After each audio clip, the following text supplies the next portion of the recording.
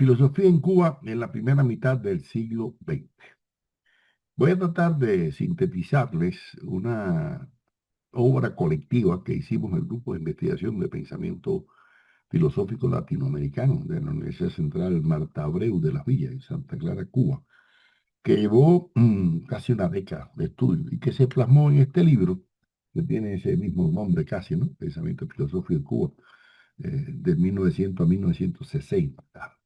Este libro que fue originalmente publicado en México, primero por la Universidad Autónoma del Estado de México, luego en Cuba ha tenido ya 4 ediciones y que se utiliza mucho en la docencia, pues recoge una visión panorámica, ¿no? Del tema que vamos a abordar y que luego veremos más detalle posteriormente algunos autores, pero no ahora. Ahora voy a hacer una presión panorámica también en este libro nuestro, Valoraciones del Pensamiento Filosófico Cubano y Latinoamericano, hicimos un resumen que es el que prácticamente les voy a presentar ahora, ¿no? En primer lugar, cualquier investigador sobre la historia de la filosofía en Cuba tiene que percatarse de que con el inicio de la vida republicana en Cuba, bueno, ya sabemos que la guerra de independencia terminó con la intervención norteamericana y la implantación de un régimen casi neocolonial, ¿no? Por parte de Estados Unidos, algo similar a lo de Puerto Rico, ¿no? Con una enmienda Platt que le daba autoridad a los gobernantes norteamericanos para intervenir en los asuntos de Cuba directamente, aparte de que implantaron una base militar que todavía ilegalmente mantiene en Guantánamo y poder intervenir, como lo hicieron en otra ocasión, después con tropas norteamericanas, ¿no? Dentro del territorio cubano.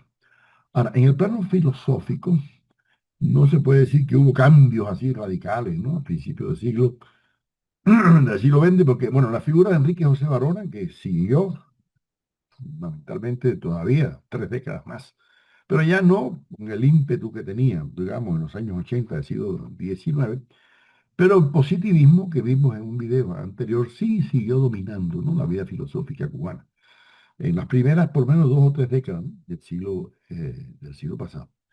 Ahora, cualquier análisis que uno haga de estas corrientes que se empezaron a dar en Cuba, hay que verlas también articuladas con las corrientes que se estaban dando a nivel latinoamericano y a nivel mundial desde el final del siglo XIX, ¿no? En que comenzó el positivismo a decaer, ¿no? Y hay una oleada antipositivista que ya hemos visto algunos autores, José Vasconcelos, Pedro Enrique Ureña, Alejandro Korn, bueno, tantos, ¿no? Antonio Caso, en varios países latinoamericanos. Y Cuba también va a participar en ese proceso de crítica, ¿no? Al positivismo por su hiperracionalismo, su cientificismo y ese fenomenalismo empirista, ¿no? Ahora, indudablemente que también cuando aparece la República, ya le digo, mediatizada, las condiciones económicas no solamente cambian, sino también las condiciones políticas y culturales, educativas. Incluso los Estados Unidos no abandonaban la idea, ¿no? De anexarse a Cuba de una forma u otra, como en cierta medida lo siguen algunos sectores de la ultraderecha norteamericana. Y trataron incluso de captar ideológicamente, ¿no? Tratando de llevarse a los maestros cubanos a Estados Unidos a que recibieran cursos de idioma inglés para implantar el idioma inglés, ¿no? Como dominante y ir borrando el idioma eh, español. Si algo a mí me llamó la atención en Puerto Rico cuando estuve, fue que se mantiene el idioma español con mucha fuerza, ¿no? Y bueno, yo creo que el show de Bad Bunny ahora recientemente es una muestra también de la fortaleza ideológica de la cultura puertorriqueña y latinoamericana en general, ¿no es así? Ahora, lo cierto es que a pesar de esa influencia norteamericana que se acentuó, aunque hay que decir que los norteamericanos ya desde antes del siglo, o sea, desde el siglo XIX, un poco habían aplicado la doctrina Monroe, esa misma que hoy mismo Trump intenta aplicar no solamente a Cuba, sino a Venezuela, a todos los países de América, América para los americanos, claro, como ellos son los americanos, América para ellos, ¿no? Ya, digamos, la mayor parte de las tierras fértiles de caña de azúcar había sido comprada por empresarios norteamericanos en plena época del colonialismo español, ¿no es así? Entonces, ¿qué quiere esto decir? Que la influencia norteamericana, pues, era muy fuerte en el plano económico y luego también ya en el plano cultural, ¿no? Entonces, ¿esto qué significa? Que algunos pensadores de talla como Enrique José Barona o Manuel Sanguiní, que ya hemos visto, o Fernando Ortiz, por ejemplo, de formación es positivista, se percataron de esa influencia ideológica, ¿no? Y por eso desarrollaron una política antiimperialista en contra, ¿no? De la dominación norteamericana, ¿no? Y por esa razón van a jugar todavía un papel protagónico en las primeras 3 décadas, vamos a decir, de, del siglo pasado.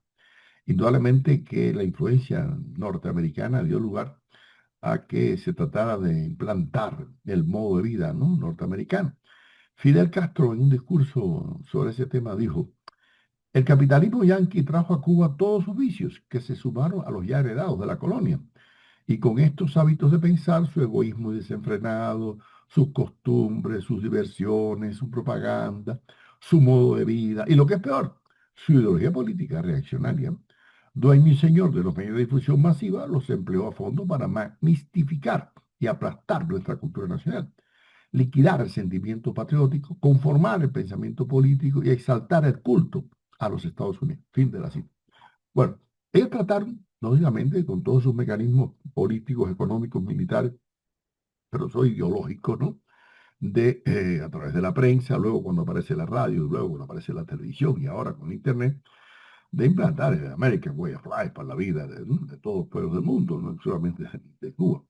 Y esto da lugar a que se vaya generando una reacción intelectual en el plano de la filosofía muy interesante, porque si por un lado que se quería borrar el pasado y la riqueza cultural de la historia cubana, hay una serie de pensadores, intelectuales cubanos que van a rescatar, ¿no? La historia de las ideas filosóficas en Cuba, ¿no? Así que, de la misma forma que José Manuel Mestre, allá a mediados del siglo XIX, había publicado un pequeño libro sobre la filosofía en La Habana, ¿no?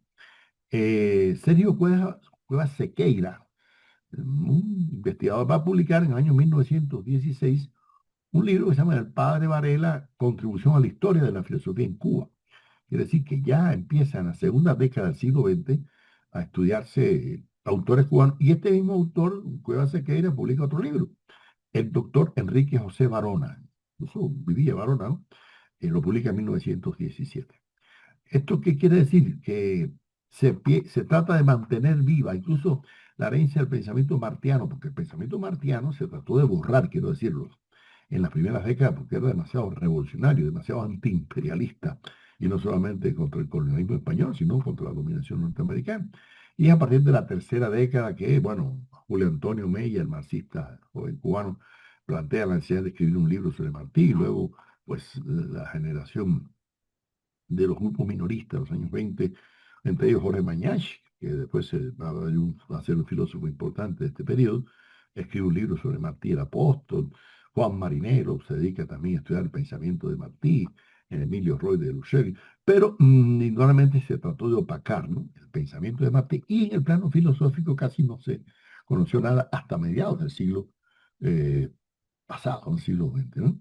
Varona incluso en esta primera etapa del siglo XX retoma muchas de sus conferencias filosóficas y las actualiza, las publica. Por ejemplo, de aquellas conferencias de lógica, publica Nociones de Lógica, que es un librito más sintético, pero ya dedicado a temas muy epistemológicos, ¿no? Publica Fundamentos de la Moral y Principios de Psicología. O sea que prácticamente hizo para la docencia, siendo rector de la Universidad de La Habana y profesor, ¿no? de la Universidad de La Habana, nuevas ediciones de sus libros y con, claro, elementos nuevos que va incorporando, porque Barona era una persona que se mantenía muy al tanto, ¿no? de la producción filosófica mundial. Pero también Barona en ese periodo empieza a publicar una serie de aforismos, sobre todo en la segunda década del 20, en una sección que llamó Pon el Eslabón, que son aforismos un poco escépticos, algunos medio agnósticos, pero sobre todo de una época de la Primera Guerra Mundial, de la Revolución de Octubre en Rusia, en fin, una época en que cae en cierta postura él un poco pesimista, ¿no? Luego lo publica incluso todos los aforismos con un libro en el año 1922 por ahí. Pero luego Barona retoma el optimismo que lo había caracterizado inicialmente y termina en posiciones, bueno, impulsando el movimiento estudiantil universitario en contra de la dictadura de Batista, reconociendo que el socialismo sería una alternativa frente al fascismo que estaban haciendo. Sí, es otra, la evolución ideológica de Barona es muy, muy, pero muy interesante. Ahora, en esa época es interesante señalar, porque a veces se dice que la filosofía en América Latina y en Cuba casi siempre tiene más una tendencia política o literaria, y eso no es cierto del todo. Bien, ven ya los libros anteriormente que he citado de Barona, pero hay otros que empiezan, por ejemplo, Lorenzo Erviti publica un libro, La caracterización del orden social, ¿no? Mateo Fiol, otro, La posibilidad de aplicaciones de los métodos experimentales a la investigación psicológica, fíjense bien, ¿no? Y Salvador Masip publica en el año 1916, El naturalismo y la filosofía contemporánea. Fíjense bien los temas, ¿no? Los temas que quiere decir que hay preocupaciones ya epistemológicas, axiológicas, de otra naturaleza. Homero Celis de la Torre publica un libro que se llama La gradualidad de la conciencia, 1907. Y Lorenzo Beltrán Moreno publica El problema de la memoria en 1914. No debe olvidarse que en esta época está entrando la filosofía pragmatista norteamericana, ¿no? De William James, de Charles Sanders Peirce, de John Dewey, otro gran pedagogo, ¿no? Norteamericano, que trata de influir en toda América Latina y en Cuba en particular, y tiene algunos seguidores. Por ejemplo, Sergio Cuevas Ceguera publica un libro que se llama William James y el pragmatismo, ¿no? En el año 14.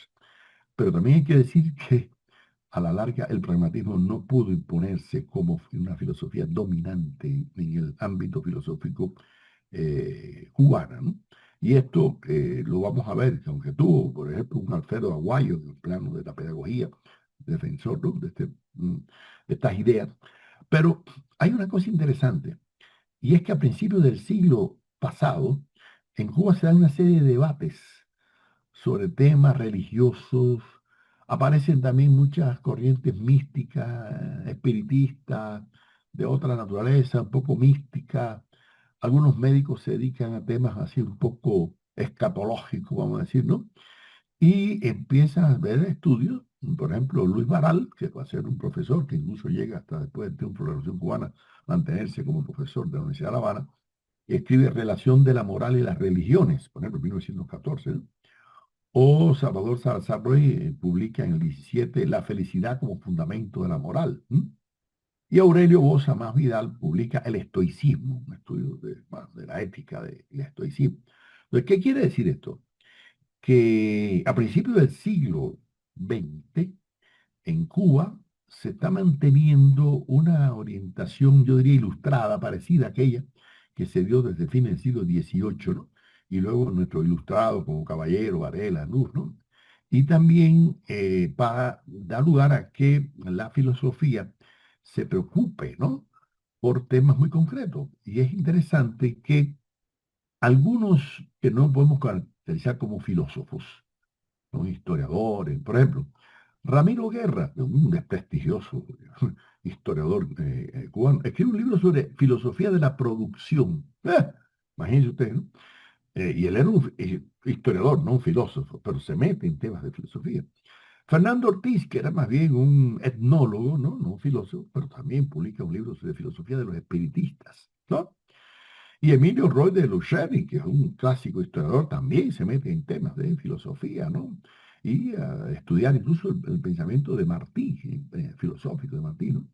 Entonces, en la misma medida en que iba decayendo el positivismo en Cuba por los años 20, los años 30, hay que tomar en cuenta que en Europa se está produciendo un auge del irracionalismo, del vitalismo, de la filosofía de Nietzsche, de la filosofía de Henri Bergson, también de la filosofía fideísta de corte religioso. No olviden que el neotomismo aparece ya por 1879, cuando el Papa León XIII publica su Aeternis Patris, que reivindica, ¿no?, el tomismo, una filosofía oficial, ¿no? de la Iglesia católica, ¿no? Entonces, todo eso se refleja, ¿no? En la vida cubana también, ¿no? Federico Engels decía que hay que estudiar de nuevo toda la historia, investigar en detalle las condiciones de vida de las diversas formaciones sociales, antes de ponerse a derivar de ellas las ideas políticas del derecho privado, estética, filosófica, religiosa, que a ellas se corresponden. O sea, Engels está insistiendo en que hay que conocer las condiciones materiales, ¿no? Económicas, sociales, políticas, militares, ¿no? Sin que quiera decir que las ideas filosóficas sean un reflejo mecánico, automático de ellas, pero sí hay que conocerlas. Y Cuba está en un momento, al inicio de la República, bueno, reestructurando su vida política, un gobierno republicano, con una burguesía nacional muy débil, aplastada, ¿no? Ya por el imperialismo norteamericano, que está copando la industria azucarera, copando el mercado interno, ¿no? Y entonces por eso el positivismo comienza a fracasar, porque aquella aspiración de que Cuba se convirtiera en un país capitalista, pues desarrollado, eso se frustra, como le pasó a muchos otros países de América Latina, ¿no? O sea, que el positivismo demostró que no podía llevar a cabo aquella ilusión del pensamiento liberal, del capitalismo premonopolista, porque cuando aparecen los monopolios aplastan, ¿no? La libre competencia de los pequeños productores. Entonces, esa frustrada burguesía nacional tiene también representante en el plano filosófico, ¿no es así? Y además, en esa época todavía el socialismo, el marxismo, sí, ya tenía algunas figuras que empezaban. Diego Vicente Tejera, por ejemplo, o Carlos Baliño, ¿no? Pero que no eran filósofos, propiamente dicho, eran más bien líderes políticos, sociales. Y el marxismo no era todavía una filosofía ni que tuviera mucha representación, aunque se conocía, se estudiaba, pero no tenía así, para representantes como va a suceder después de la tercera o de la cuarta década, ¿no? Del siglo pasado.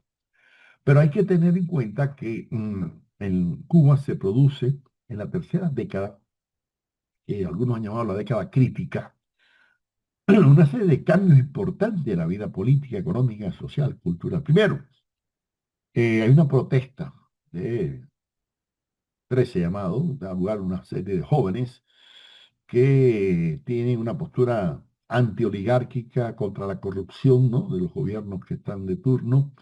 Luego aparece un grupo minorista de intelectuales, escritores, ahí está Alejo Carpentier, Jorge Mañach, bueno, hay una serie de figuras, Rubén Martínez Villena, el propio Juan Marinelo, etcétera, que se va a caracterizar por una postura totalmente nacionalista, antiimperialista, no radical, aunque en el plano filosófico tienen diversas, ¿no?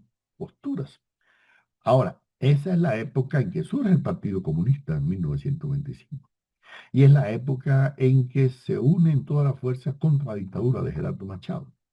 Entonces, el triunfo de derrocar la dictadura de Machado en el año 33 va a producir cambios políticos en la vida cubana y eso se va a reflejar en el orden filosófico, guste o no nos guste. ¿Por qué? Porque por un lado, lo vamos a encontrar filósofos, incluso defensores de la dictadura de Machado, como Alberto Lamar Schweyer, que además es un filósofo muy brillante, ¿no? Un hombre que con una inspiración muy nietzscheana, ¿no? Profundiza, ¿no? En la filosofía de corte voluntarista y racionalista, ¿no? O sea, van apareciendo una serie de filósofos de nueva generación, vamos a llamarle así, que en los años 20, en los años 30, comienzan a desarrollar, ¿no? Todo un pensamiento muy radical. En este libro nosotros le dedicamos mucha atención, no solamente a la figura de lo que ya hemos mencionado, sino a otros autores como que Víctor Hugo Tamayo, que estudia los temas del evolucionismo, Pedro de Armas, que estudia los temas del anticlericalismo, Arturo Montori, que se mete en los temas de la filosofía, ¿no? De la educación, y sobre todo Fernando Yes, que es un filósofo muy valioso y que escribe mucho sobre temas del naturalismo ateísta. Hay toda una generación nueva de filósofos, Lorenzo Erviti, un estudio de sociología psicologista, Julio Gálvez sobre el misticismo espiritualista, Daniel Celada, sobre el vitalismo cósmico, Julián Gil sobre los temas del creacionismo, y sobre todo Alfredo Aguayo, que va a darle mucha importancia al pragmatismo, ¿no? Mariano Aramburu, que llega a ser un gran filósofo del derecho, porque ese es otro tema, la filosofía del derecho coja mucha fuerza en esta época y eso lo ha estudiado muy bien. Alejandro González Monzón en sus libros sobre la filosofía del derecho en Cuba y también Antonio Sánchez Bustamante y Montoro, que es una figura importante en la filosofía del derecho en esa época, ¿no? Entonces, fíjense cuántas personalidades, estamos hablando de la primer tercio del siglo XX, o sea, hasta prácticamente los años 30. Pero a partir de los años 30 van a aparecer otras figuras, como Alejandro Luis Cadalso, con un voluntarismo al estilo de Schopenhauer muy impresionante, ¿no? Antonio Hernández Travieso, que propone ya la fenomenología que estaba tomando fuerza también en América Latina y en Cuba, ¿no?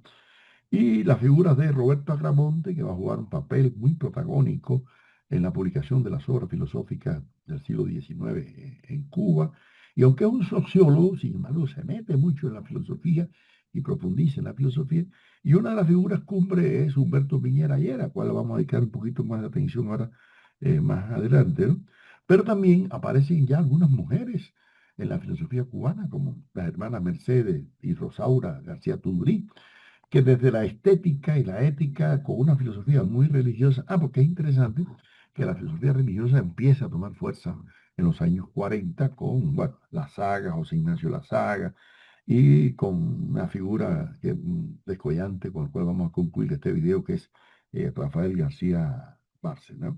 Hay otras personalidades también, como Máximo Castro Turbiano, bueno, Antonio Martínez Bello, que estudian un tema, pero hay una figura importantísima que es Medardo Vitier, que se dedica a rescatar la filosofía en Cuba y publica en los años 39 y 49 este libro sobre la filosofía en Cuba y las ideas en Cuba y se convierte en un historiador profundo de las ideas filosóficas, ¿no?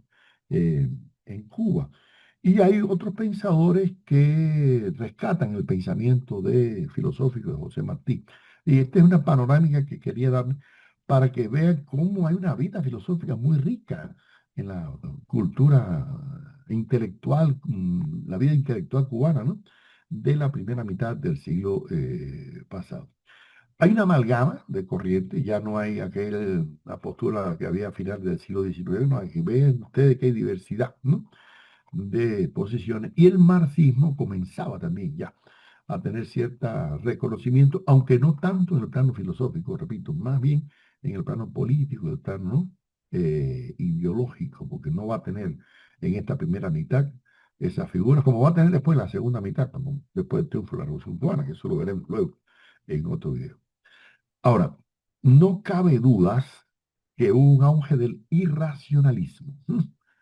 Esto es interesante, eso pasó a nivel mundial. Y no olviden que esta es la época de la Primera Guerra Mundial, de la Segunda Guerra Mundial, del fascismo. Y el fascismo tiene bases también irracionalistas y bases nihilistas, bases, ¿no? Muy reaccionarias.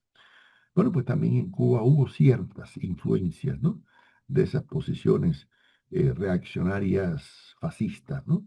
De algunos autores. Por suerte minoría, no vamos a decir que son mayoría, pero de que los hay, los hubo, ¿no? No se debe olvidar que el capitalismo sufrió una crisis económica muy fuerte, el famoso crack de 1929, en que se desplomaron, ¿no? Las bolsas y los comercios y los precios, y el dólar, en fin.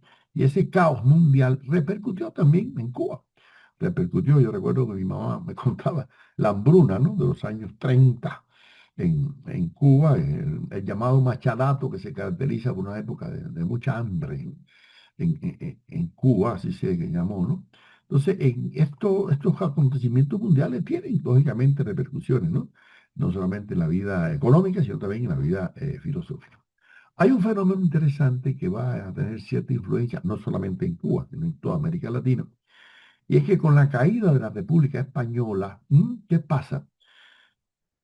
Miles, por no decir miles de intelectuales españoles tuvieron que exiliarse, ¿sí? Salir huyendo a la represión, ¿no? Del falangismo de Franco, ¿no? Y médicos, ingenieros, arquitectos, artistas, y entre ellos muchos filósofos. ¿Sí? como José Gao, que ya le dedicamos incluso un video por la influencia que tiene en América Latina, en su obra, en México sobre todo, Manuel García Morente, Joaquín Chirao, José Ferrater Mora, que llega a ser profesor aquí en la Universidad en Santiago de Cuba, la Universidad de Oriente, ¿no? Juan David García Vaca, bueno, hay tantas, ¿no? María Zambrano, que todos, muchos de ellos pasan por La Habana. Algunos se quedan un tiempo, otros van, pero lo que sí no cabe la menor duda que en los años 40, o sea, la caída de la República, 48, 39, hay una gran oleada, ¿no? De migrantes españoles que traen las ideas de quién, bueno, de Ortega y Gasset, ¿no? De Miguel de Unamuno, de Heidegger, ¿no? De la fenomenología, del existencialismo, no sé, de la idea de Husserl, de Heidegger, de Jasper, de otros bueno, autores alemanes de Harvard, y los temas axiológicos, los temas de los valores, los temas de la existencia, del vitalismo, van a tomar fuerza en la filosofía cubana, ¿no? Y hay una cosa interesante, si bien hubo una especie de bache, ¿no? Ahí de los años 30, cuando muere Barona, ahí en una década que no hay tanto auge, pero en los años 40 empiezan a aparecer unas, o sea, estos filósofos que ya les he hablado, Jorge Mañacho, Humberto Piñera Llera, Roberto Aramonte, Medardo Vitier, van a tomar fuerza y se crea incluso la Sociedad Cubana de Filosofía y una revista, la Revista Cubana de Filosofía, y se crea un instituto de filosofía. Fíjense, estamos hablando ya después de la Segunda Guerra Mundial, ¿no? El Instituto de Filosofía, una revista, etcétera. Y aparecen figuras femeninas como Rosario Rechach, Inés Segura Bustamante, ya les hablé de las hermanas García Tudurín, ¿no? Ahora, ellos tienen una vida filosófica e intelectual muy intensa, pero con una característica, poca preocupación por los problemas nacionales. Están más bien en su topo jurano filosófico, ¿no? Y por eso cuando aparece la dictadura de Batista, son algo indiferente. Es más, se dice que en cierta medida Batista los auspició un poco, ¿no? Pero bueno, lo cierto es que cuando triunfa la Revolución Cubana en enero de 1959, muchos de ellos emigran. No se van a Estados Unidos, a Puerto Rico, a México, a otros, pero quedan algunos de esas, no todos se fueron, quedaron bastantes, y entre ellos, bueno, Justo Nicola fue mi profesor de lógica en la Universidad de La Habana en los años 67, era de esa generación, Gustavo Torreya, que también es considerado filósofo y psicólogo en esa época, ¿no? El mismo Medardo Vitier muere en Cuba, después de la revolución en el año 60, ¿no? O sea que no todos emigraron. Entonces, Antonio Sánchez Bustamante y Montoro, que era otra figura, ¿no? Que también se, pero bueno, eso lo haremos después en video, cuando hablemos de los filósofos que mantuvieron, ¿no? La continuidad en el pensamiento filosófico cubano entre la primera y la segunda mitad del siglo XX. Ahora, lo que sí es cierto es que hay cierto auge del irracionalismo, del vitalismo, del existencialismo. Y no olvidemos, independientemente de que podamos darle mucha carga ideológica al irracionalismo, lo cierto es que Georgi Lukács, este filósofo marxista húngaro, en su libro El asalto a la razón, justificaba, decía, cómo el fascismo se nutrió de Nietzsche, se nutrió del vitalismo, ¿no? Y del nihilismo. Y él decía, y cito, uno de los servicios más señalados que esta filosofía presenta, o sea, está hablando del irracionalismo, a la burguesía reaccionaria consiste precisamente en ofrecer al hombre cierto confort en lo tocante a la concepción del mundo, la ilusión de una libertad total, la ilusión de la independencia personal y la dignidad moral e intelectual, en una conducta que lo vincula en todos y cada uno de sus actos a la burguesía reaccionaria y lo convierte en servidor incondicional suyo. Esto es lo que dice Lukács sobre la filosofía de corte irracionalista, del corte existencialista, a esa filosofía que tomó tanta fuerza en Alemania, en Francia, por los años 30, 40, y que se articuló, ¿no? Entonces, esa indiferencia a la vida política, o esa vida que la filosofía está, como diríamos, como decía Nietzsche, ¿no? Más allá del bien y el mal, ¿no? Lo vamos a ver en uno de los grandes filósofos de esta década de los años 40 y 50, que fue Humberto Piñera Llera, que también emigró después de la Revolución a Estados Unidos y tuvo una vida filosófica interesante. Incluso escribió un libro sobre la filosofía, panorama de la filosofía cubana ya en los años finales de los 60, ¿no? Según Piñera, voy a citarlo, dice él, La posibilidad real de la filosofía parece, pues, consistir en una imposibilidad radical que la engendra continuamente. Podemos pensarla, hacerla objeto de nuestra reflexión como pura presencia, pero cuando tratamos de complicarnos con ella, como sí pueden hacer con las suyas respectivas el hombre ingenuo y el de ciencia, se nos evapora. Y sin embargo, podemos y debemos seguir haciendo filosofía. Fin de la cita. ¿Qué quiere decir esto? Bueno, que la filosofía para Piñera Llera es algo, un ejercicio intelectual, ¿sabes? Impotente ante la realidad, que no puede hacer nada para orientar la praxis política, social, ¿no? Bueno, entonces nos parece aquella idea que Marx criticó en los filósofos antiguos que se dedicaban solamente a interpretar, ¿no? Y no a transformar, ¿no? Un poco. O un poco la idea de Voltaire, ¿no? Voltaire decía que el filosofar es buscar en un cuarto oscuro un gato negro que no existe. O sea, es perder el tiempo, ¿no? Y entonces, en teorizaciones vagas, inútiles, ¿no? Entonces, Piñera trata de darnos esa visión y en otro momento dice, y voy a citarlo de nuevo, es pues la filosofía a modo de desierto para de donde inútilmente se ha intentado toda floración asentarse. El filósofo no puede, si toma en serio su tarea, aspirar nada más que a confrontar lo real con lo ideal, sin que jamás le sea dable ninguna realización efectiva, en el sentido de que su obra quede realizada. Es decir, convertirse en hecho. La filosofía carece en rigor de verdad, de entraña real. Bueno, entonces, según fin de la cita, según este criterio de Piñera, entonces, ¿para qué hacemos filosofía? Bueno, pues un ejercicio intelectual ahí, ¿no? Una especie de masturbación mental, digo yo, sin que tenga ningún efecto práctico en la realidad. Jorge Mañach, que también fue otro filósofo importante de esta época, muy identificado con el existencialismo, que además había jugado un estudio interesante sobre la crisis de la alta cultura en Cuba, ya en los años 20, que había escrito un libro sobre José Martí, ¿no? Decía en su libro Para una filosofía de la vida, que es un libro básico de esta periodo de los años 40, ¿no? Cito, lo filosófico es casi, por definición, lo no científico, lo no positivo, lo no demostrable experimentalmente. Es una personal certidumbre que se apoya cuando más en las razonables conjeturas que la ciencia de intuición parecen antojar. O sea, ¿esto qué quiere decir? Lo mismo en Piñera que en Mañach. Estamos viendo que tratan de presentar que el filosofar no tiene nada que ver con la ciencia, ¿no? O sea, no hay nada de cientificidad, nada de objetividad, es una cosa ahí, una elaboración totalmente, ¿no? Desvinculada, ¿no? De la realidad. Es como una ilusión de independencia personal, ¿no es así? Entonces, por esa razón, José Antonio Portuondo, que fue bueno, más bien un crítico literario, pero que también incursionó en el tema de la estética, él decía que aquella generación, sobre todo llamada sociedad filosófica, dijo él, se puso al Instituto Nacional, al servicio del Instituto Nacional de Cultura que fundó Batista para frenar y neutralizar la acción progresista de los intelectuales. Claro, esa es la realidad, ¿no? Esto no quiere decir que todos y cada uno asumieran estas posturas, ¿no? Hubo otros que tuvieron otras posiciones distintas. Incluso el dominicano Juan Isidro Jiménez Grullón, que fue profesor de nuestra Universidad Central Marta Abreu de las Villas, Santa Clara, en los años 50, primero fue un crítico profundo a ese vitalismo, pues, escribió un libro al margen de Ortega y Gasset, ¿no? Y aunque elogiaba, ¿no?, el pensamiento de Gasset por su elocuencia y demás, sin embargo, le criticaba, ¿no?, abiertamente desde una postura materialista, ¿no?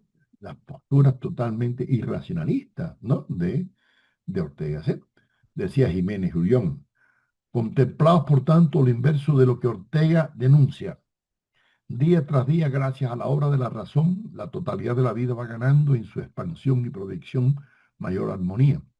El índice de mortalidad infantil ha disminuido y la multitud de infecciones que ayer implicaban una segunda muerte son hoy rápidamente dominadas.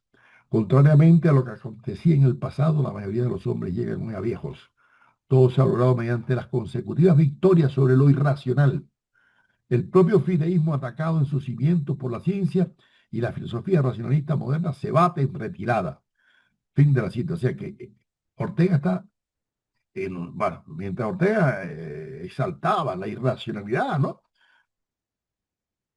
Jiménez Brión va a exaltar lo contrario, la racionalidad y sobre todo la ciencia, para oponerse, ¿no?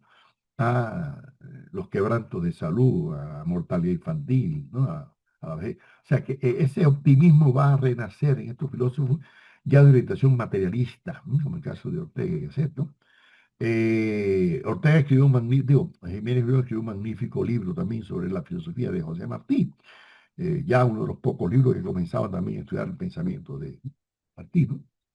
Hay otro filósofo de esa época, Máximo Castro Turbiano, que se separa un poco del irracionalismo, desde el neocantismo y desde el neopositivismo, que es otra corriente que no cogió mucha fuerza en Cuba en los años 40, 50, ¿no? Aunque tuvo algunas figuras como Jorge Talet, por ejemplo, ¿no? Y otros, pero la filosofía de corte analítico o neopositivista no va a tener, digamos, la fuerza que tuvo, digamos, o va a tener, ¿no? En el caso de México, Argentina, Brasil, ¿no? De los años 50, realmente a partir de los 60, que la filosofía analítica en América Latina toma fuerza, pero en Cuba no tuvo esa fuerza.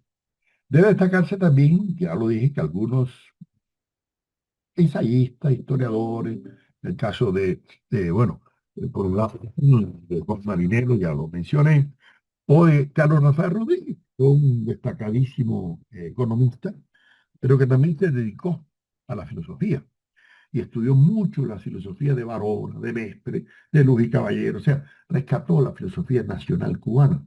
Eso también debe destacarse como en los años, y esto lo hacía desde el marxismo, ya abiertamente de una filosofía de corte marxista, ¿no? El pragmatismo intentó fuerza en los años 30 con el libro de Alfredo Aguayo, Filosofía y Nuevas Orientaciones de la Educación, pero realmente no tuvo tanta fuerza, ¿no? También hubo un círculo de pragmatista dirigido por José María Velázquez, ¿no? Y además Gustavo Torroella escribió algo sobre esta filosofía de corte pragmatista y Mañach exaltó mucho la figura también de John Dewey, ¿no? Pero en realidad el pragmatismo no cristalizaría tanto, ¿no? En esa época, los años 40 y 50. Pero la filosofía de corte religioso, sí, ya el fideísmo. ¿Por qué? Porque la iglesia, que había jugado un papel muy protagónico en favor de la monarquía española en la época de la colonia, se va a mantener en una postura muy conservadora, muy reaccionaria, ¿no? En Cuba. Y por eso es que en Cuba las religiones de corte africano van a tener más fuerza, porque son más populares. La iglesia católica era más elitista, ¿no? Era más como separada, ¿no? De los sectores más populares, ¿no? Entonces, ¿qué pasa? La iglesia tenía necesidad de buscar y llegó a crearse una universidad católica de Villanueva en 1946, cosa que no existía. En Cuba existía hasta el triunfo de la revolución, nada más que la Universidad de La Habana, y esta universidad católica, que fíjense, se trasladó a Miami inmediatamente que triunfó la revolución, en la Universidad de Villanova llamada, ¿no? Y hoy en día es Miami. Y aparecieron filósofos ya católicos como Dionisio de Lara, claro, este no es católico, protestante, pero hay una figura muy interesante desde la filosofía religiosa. No voy a pensar que todos los filósofos religiosos son reaccionarios, no. Rafael García Bárcena es prácticamente el filósofo que sintetiza esa década de 50 de una forma impresionante. Y lo hace desde el estructuralismo. Él comienza publicando una serie de libros, Estructura de la Estructura, Esquema para una Filosofía de la Estructura, que incluso se lo prologó Francisco Romero, aquel filósofo argentino, ¿no? La Estructura del Mundo Biofísico, un libro que alcanza el Premio Nacional de Filosofía, ¿no? Pero este filósofo García Barcia llega a ser presidente de la Sociedad Cubana de Filosofía, a dirigir la revista cubana de filosofía, a tener una vida intelectual en México, en Argentina, en todas partes, muy reconocido, igual que Elena Mañach, igual que era, o sea, muchos de estos filósofos, Humberto Piñera, eran muy reconocidos, ¿no? Fuera de Cuba. Pero lo que llama la atención es que en García Barcena fue el primero que organizó un intento de enfrentarse a la dictadura de Batista y organizar un asalto a un cuartel militar, o sea, mucho antes que a Fidel Castro se le ocurriera asaltar el cuartel Moncada, ¿no? En Santiago de Cuba en el 53, ya a García Bárcena se le ocurrió levantar un movimiento revolucionario nacionalista en el cual incluso militaron personas como Armando Hardávalos, que después va a caer preso y va a ser luego en la dictadura de Batista y luego después de la revolución es un ministro de Educación, ministro de Cultura. Así que sembró en la juventud estudiantil un pensamiento nacionalista, democrático, antiimperialista, y bueno, triunfó la revolución y se mantuvo al lado de la revolución cubana. Incluso murió como siendo embajador de Cuba en Brasil en los años 60. Entonces llama la atención porque este es uno de los grandes filósofos cubanos de la época de los años 40 y 50, ¿no? Hay otros como Pedro Vicente Aja, que desde la filosofía también religiosa, siguiendo el neodomismo de Tiengil, no tuvieron tanta repercusión, o como las hermanas Mercedes y García Turi, que también desde la filosofía religiosa tuvieron esta fuerza, ¿no? En el terreno, ya lo dije, de la lógica y del neopositivismo, hubo algunos pensadores, pero no llegaron a tener la fuerza. La figura más descollante para mí en el plano de la recuperación histórica de la filosofía en Cuba es Medardo Vitier. Además de sus libros históricos sobre la filosofía en Cuba, publicó en la Universidad Central de las Villas 2 tomos de sus valoraciones, una filosofía de corte muy neocantiano, y realmente va a tener, ¿no?, una gran significación en la vida filosófica cubana de los años 40 y 50. Bueno, en conclusión, he tratado de darle una síntesis muy así panorámica, ¿no?, yo diría pincelada, de lo que es la vida filosófica en Cuba en la primera mitad del siglo XX, o sea, antes del triunfo de la revolución, una época que está marcada en su primer tercio por la huella todavía del positivismo a través de la figura de Barona, la figura de Sanguiní o de Fernando Ortiz, pero que ya aparecieron en esa época otras corrientes de corte vitalista, existencialista, fideísta, ¿no?, fenomenológica y hasta pragmatista también, pero donde se produce una cristalización más eh, clara de la producción filosófica cubana es ya en el segundo tercio del siglo pasado, o sea, de los 30 a los 50. ¿Por qué? Porque aparece la Sociedad Cubana de Filosofía, la Instituto de Filosofía, la Revista Cubana de Filosofía, y figuras como Piñera, Mañacho, Roberto Aramonte y otros, Medardo Vitier, ya de todos los que hemos hablado, ¿no?, Rafael García Barça, que son realmente figuras que marcan, ¿no?, la trayectoria del pensamiento filosófico cubano de ese periodo. Yo diría que hubo lucha, lógicamente, entre posturas materialistas e idealistas, entre posturas muy progresistas y otras posturas mucho más conservadoras, entre irracionalismo y racionalismo, entre posturas vitalistas y otras posturas de corte más cientificista, ¿no es así?